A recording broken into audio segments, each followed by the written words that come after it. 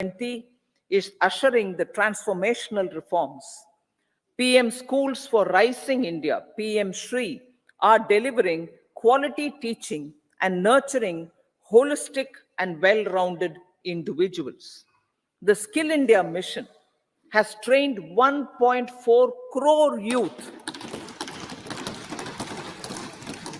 upskilled and reskilled 54 lakh youth, and established 3,000 new ITIs. A large number of institutions of higher learning, namely 7 IITs, 16 triple ITs, 7 IIMs, 15 AIMS, and 390 universities have been set up.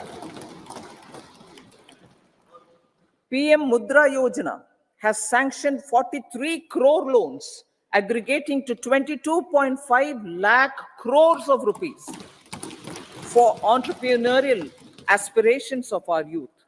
Besides that, Fund of Funds, Startup India, and Startup Credit Guarantee schemes are assisting our youth. They are also becoming Rozgar Data. The country is proud of our youth scaling new heights in sports. The highest ever medal tally in Asian Games and Asian Para Games in 2023 reflects a high confidence level.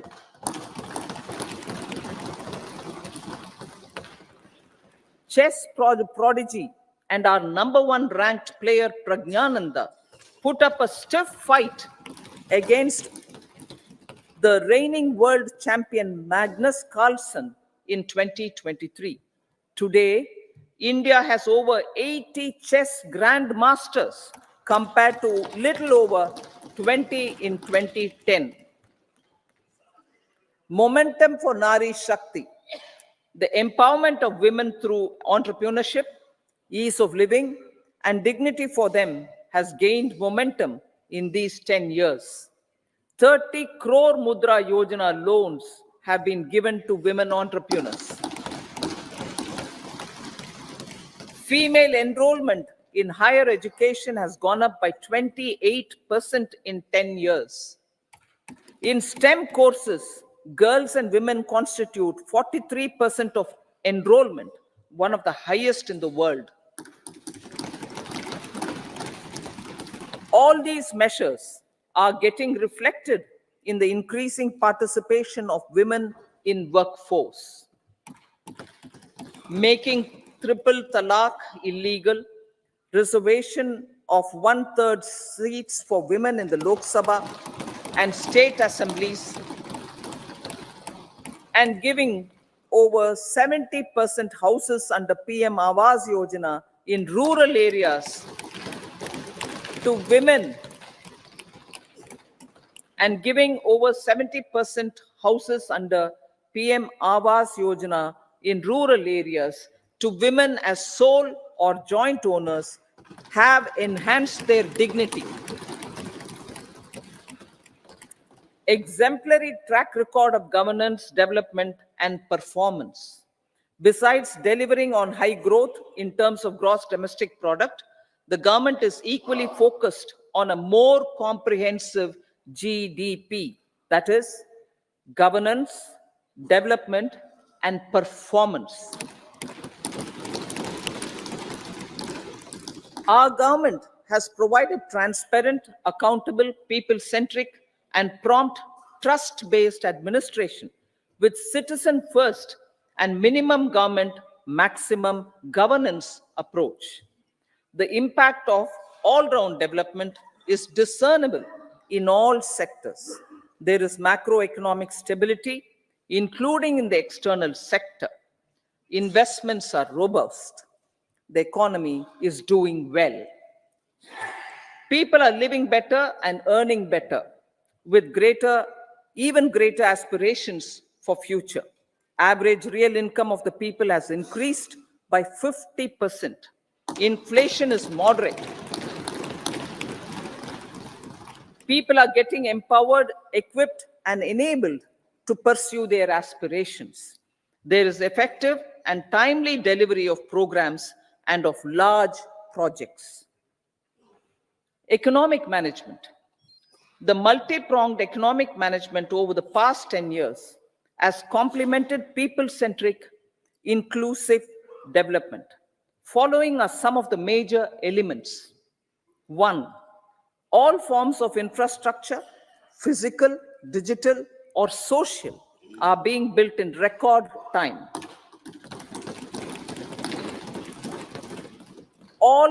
Number two, all parts of the country are becoming active participants in economic growth. Number three, digital public infrastructure, a new factor of production as if in the 21st century, is instrumental in formalization of the economy. Number four, goods and services tax has enabled one nation, one market, one tax. Tax reforms have led to deepening and widening of tax base. Number five, strengthening of the financial sector has helped in making savings, credit, and investments more efficient. Number six, GIFT, IFSC, and the Unified Regulatory Authority, IFSCA, are creating a robust gateway for global capital and financial services for the economy. Number seven, proactive inflation management has helped keep inflation within the policy band. Now, the global context, Honorable Speaker, sir.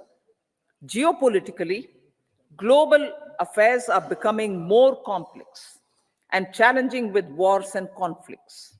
Globalization is being redefined with reshoring and friendshoring, disruption and fragmentation of supply chains, and competition for critical minerals and technologies. A new world order is emerging after the COVID pandemic. India assumed the G20 presidency during very difficult times for the world. The global economy was going through high inflation, high interest rates, low growth, very high public debt, low trade growth, and climate changes. The pandemic has led to a crisis of food, fertilizer, fuel, and finances for the world, while India successfully navigated its way. The country showed the way forward and built consensus on solutions for those global problems. The recently announced India, Middle East, Europe economic corridor is a strategic and economic game changer for India and others. In the words of Honorable Prime Minister, the corridor, and I quote, will become the basis of world trade for hundreds of years to come, and history will remember that this corridor was initiated on Indian soil, unquote.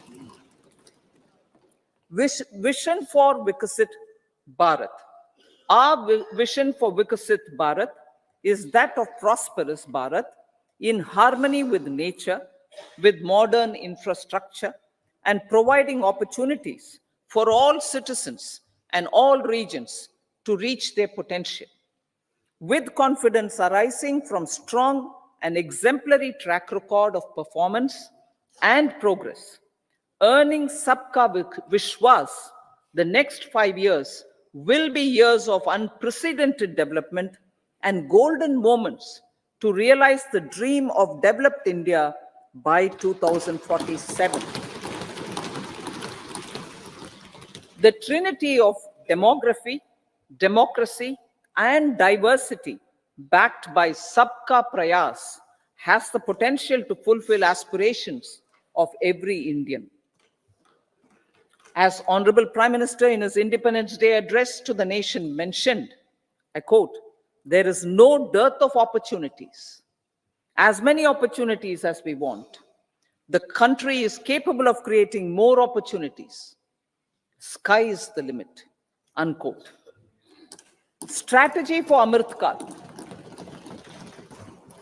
Our government will adopt economic policies that foster and sustain growth, facilitate inclusive and sustainable development, improve productivity, create opportunities for all, help them enhance their capabilities, and contribute to generation of resources to power investments and fulfill aspirations. Guided by the principle, reform, perform, and transform, the government will take up next generation reforms and build consensus with the states and stakeholders for effective implementation. It is an important policy priority for our government to ensure timely and adequate finances, relevant technologies, and appropriate training for the micro, small, and medium enterprises, MSMEs, to grow and also compete globally. Orienting the regulatory environment to facilitate their growth will be an important element of this policy mix.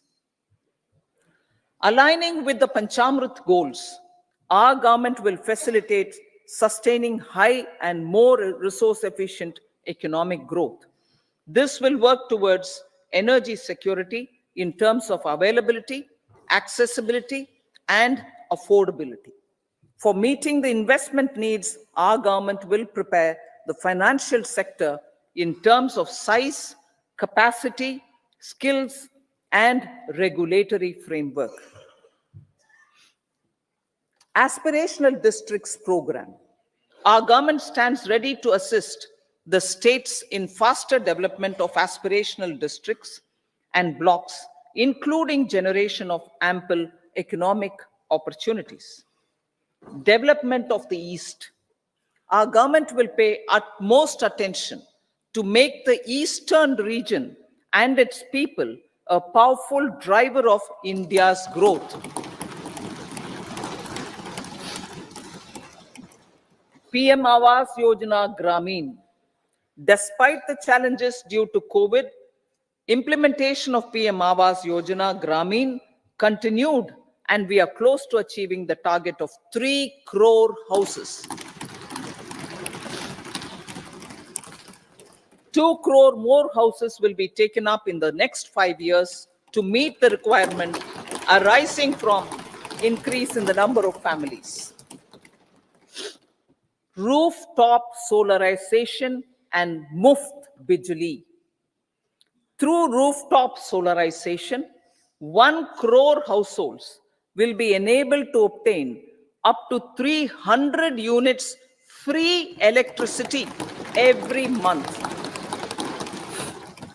This scheme follows the resolve of Honorable Prime Minister on the historic day of consecration of Sri Ram Mandir in Ayodhya.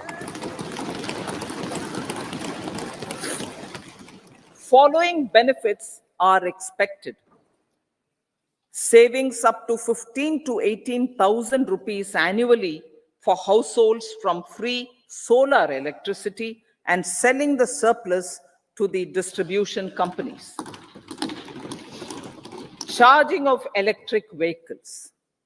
Entrepreneurship opportunities for a large number of vendors for supply and installation. Employment opportunities for the youth with technical skills in manufacturing, installation, and maintenance. Housing for middle class. Our government will launch a scheme to help deserving sections of the middle class, and I quote from Honorable Prime Minister's words, living in rented houses or slums or chawls and unauthorized colonies, unquote, to buy or build their own houses.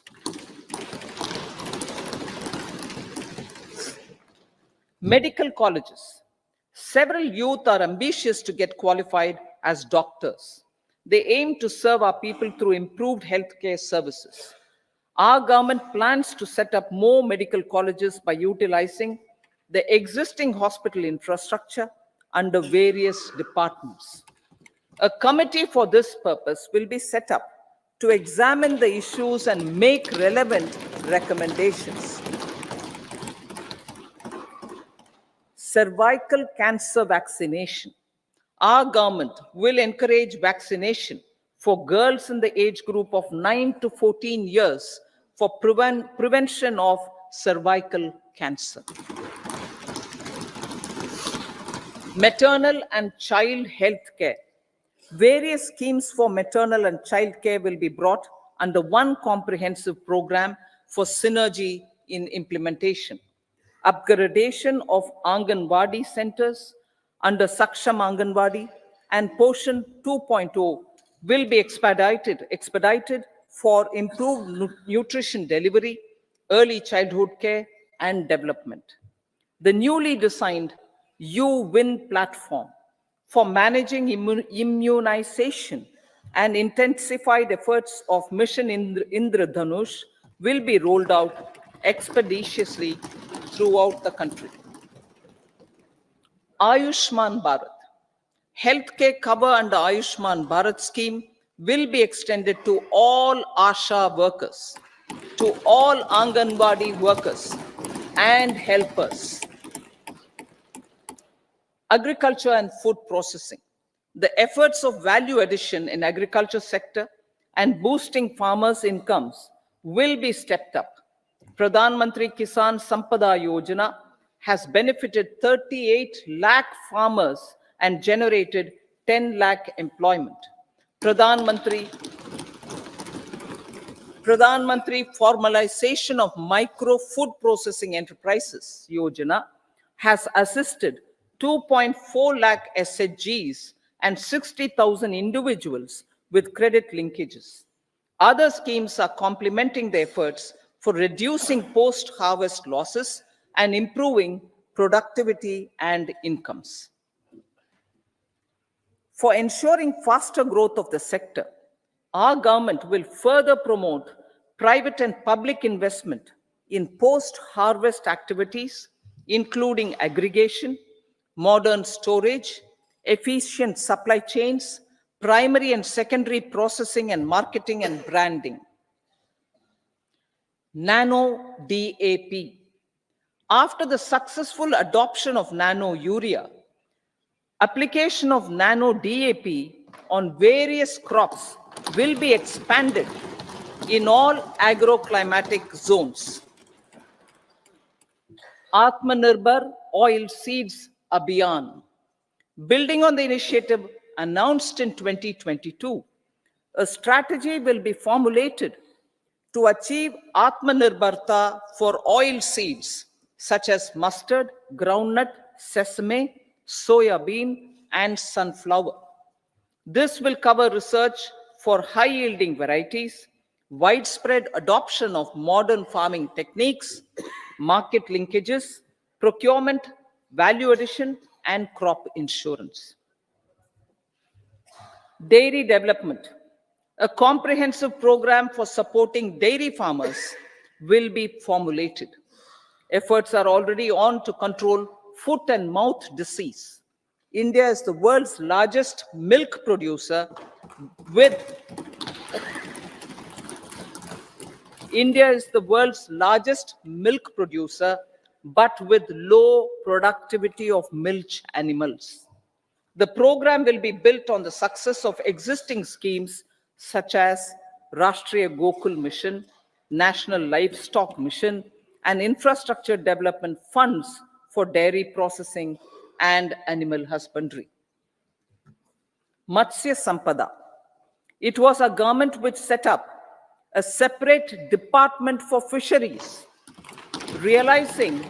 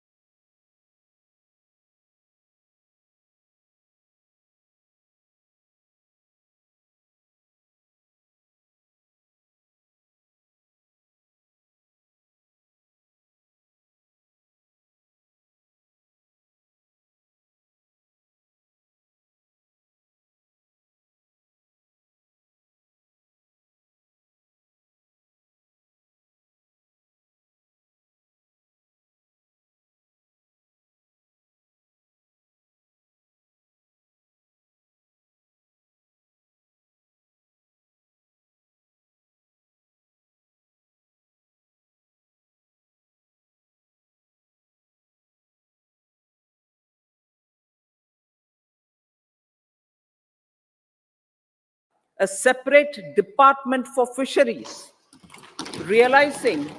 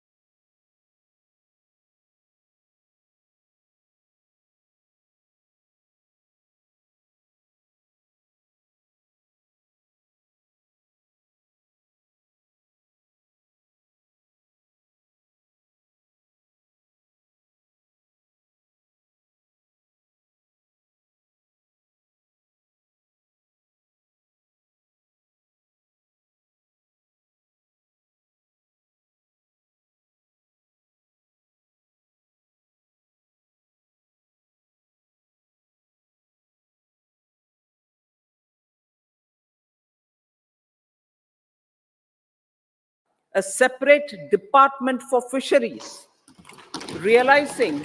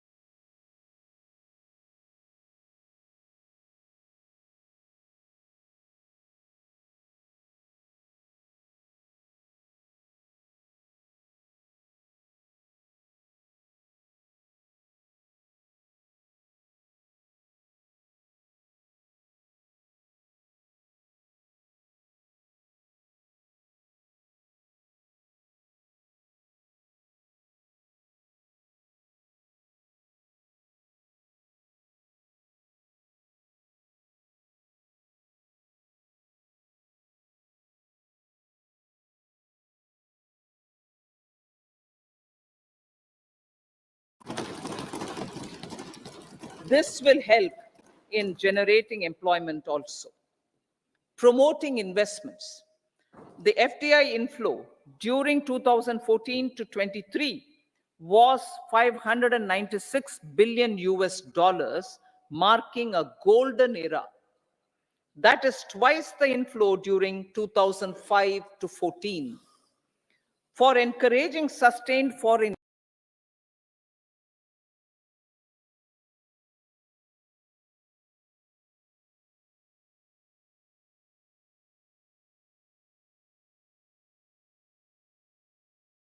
bilateral investment treaties with our foreign partners in the spirit of First Develop India. FDI is First Develop India.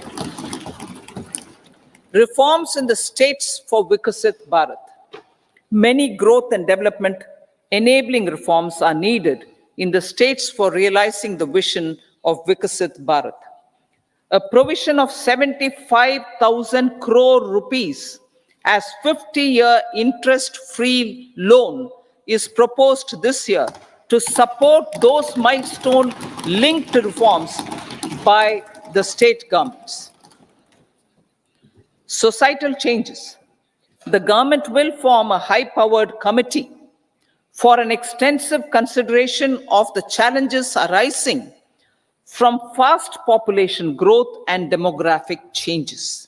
The committee will be mandated to make recommendations for addressing these challenges comprehensively in relation to the goal of Vikasit Bharat. Amrit Kal as Kartavya Kal. Our government stands committed to strengthening and expanding the economy with high growth and to create conditions for people to realize their aspirations. Honorable Prime Minister, in his Independence Day address to the nation in the 75th year of our Republic, said, and I quote, "We commit ourselves to national development with new inspirations, new consciousness, new resolutions as the country opens up immense possibilities and opportunities. It is our Kartavya Kal." Unquote. Every challenge of the pre-2014 era was overcome through our economic management and our governance. These have placed the country on a resolute path of sustained high growth. This has been possible through right policies, true intentions, and appropriate decisions. In the full budget in July, Honorable Speaker, our government will present a detailed roadmap for our pursuit of Vikasit Bharat.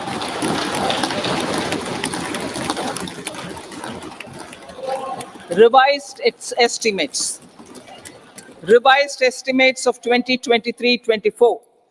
The revised estimate of the total receipts other than borrowings is 27.56 lakh crores of rupees, of which the tax receipts are 23.24 lakh crore rupees. The revised estimate of total expenditure is 44.90 lakh crore rupees. The revenue receipts at 30.03 lakh crore rupees are expected to be higher than the budget estimate, reflecting strong growth momentum and formalization in the economy. The revised estimate of the fiscal deficit is 5.8% of GDP, improving on the budget estimate, notwithstanding moderation in the nominal growth estimates. Budget estimates for 2024-25.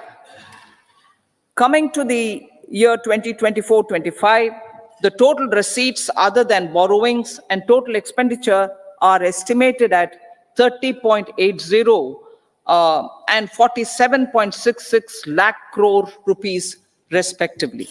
The tax receipts are estimated at 26.02 lakh crore rupees.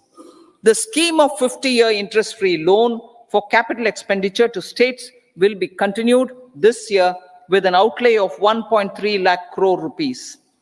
We continue on the path of fiscal consolidation.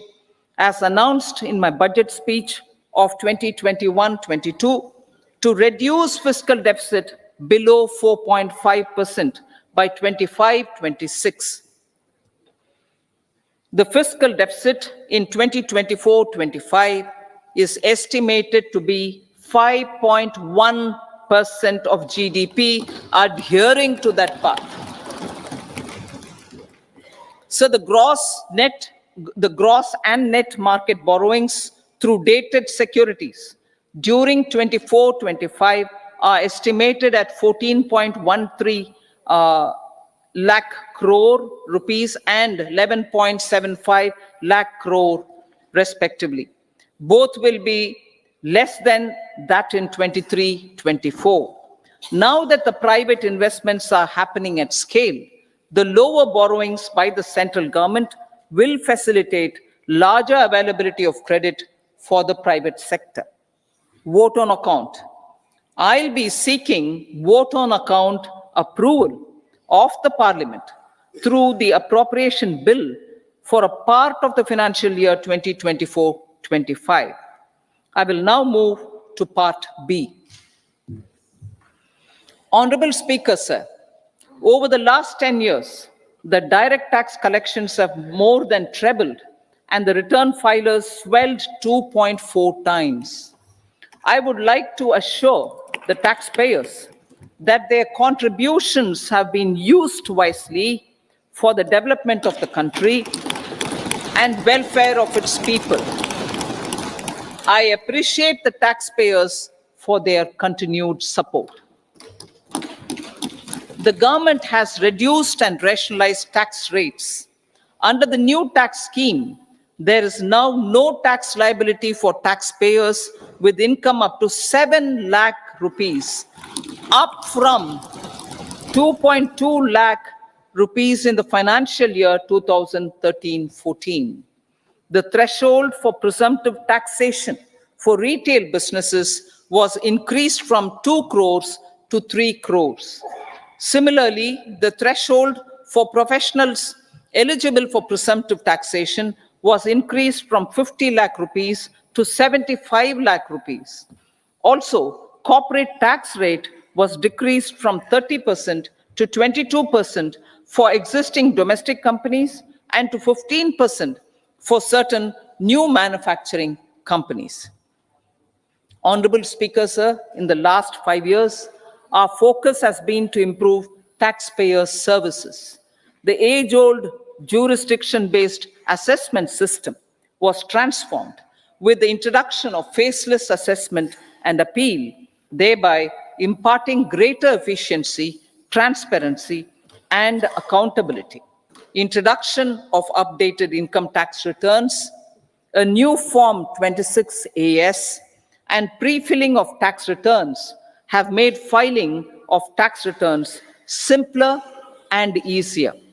Average processing time of returns has been reduced from 93 days in the year 2013-14 to a mere 10 days this year, thereby making refunds faster. Indirect taxation.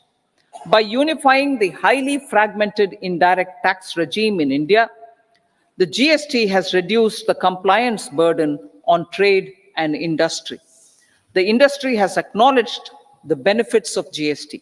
According to a recent survey conducted by a leading consulting firm, 94% of industry leaders view the transition to GST as largely positive.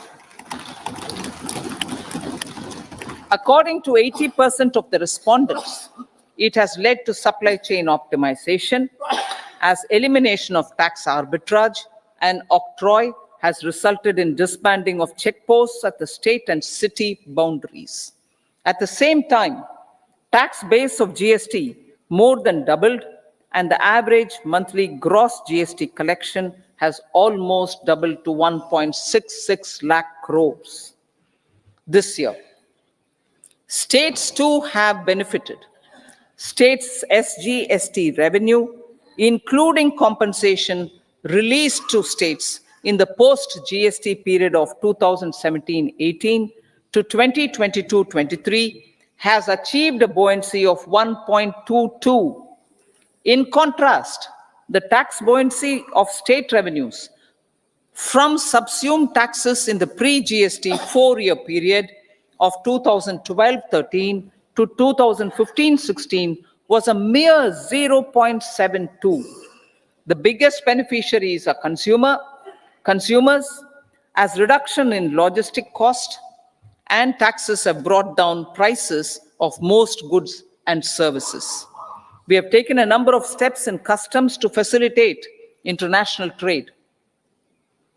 As a result, the import release time declined by 47% to 71 hours at inland container depots, by 28% to 44 hours at air cargo complexes, and by 27% to 85 hours at seaports over the last 4 years since 2019, when the national time release studies were first started. Tax proposals. As for tax proposals, in keeping with the convention, I do not propose to make any changes relating to taxation and propose to retain the same tax rates for direct and indirect taxes, including import duties. However, certain tax benefits to startups and investments made by sovereign wealth or pension funds, as also tax exemption on certain income of some IFSC units, are expiring on 31/3/2024. To provide continuity in taxation, I propose to extend the date to 31/3/2025. Moreover, in line with the government's vision to improve ease of living and ease of doing business, I wish to make an announcement to improve taxpayers' services. There are a large number of petty, non-verified, non-reconciled, or disputed direct tax demands, many of them dating as far back as 1962, which continue to remain on the books, causing anxiety to honest taxpayers and hindering refunds of subsequent years. Honorable Speaker, sir, I propose to withdraw such outstanding direct tax demands up to 25,000 rupees pertaining to the period up to financial year 2009-10 and up to 10,000 rupees for financial years 2010-11 to 2014-15. This is expected to benefit about 1 crore taxpayers. 1 crore taxpayers would benefit out of this. Economy then and now. In 2014, when our government assumed the reins, the responsibility to mend the economy step by step and to put the governance systems in order was enormous. The need of the hour was to give hope to the people, to attract investments, and to build support for the much needed reforms. The government did that successfully, following a strong belief of nation first. The crisis of those years has been overcome, and the economy has been put firmly on a high sustainable growth path with all-round development. It is now appropriate to look at where we were then. I repeat, it is now appropriate to look at where we were then till 2014 and where we are now, only for the purpose of drawing lessons from the mismanagement of those years. The government will lay a white paper on table of the House.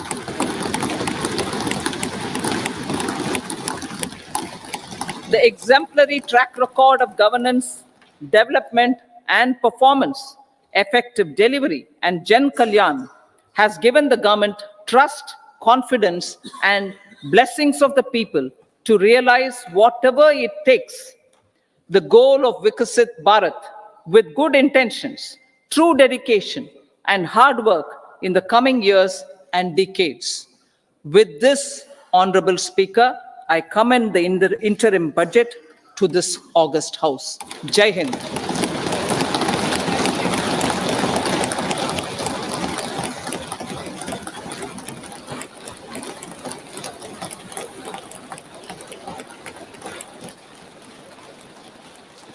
Item number 2, Shrimati Nirmala Sitharaman ji.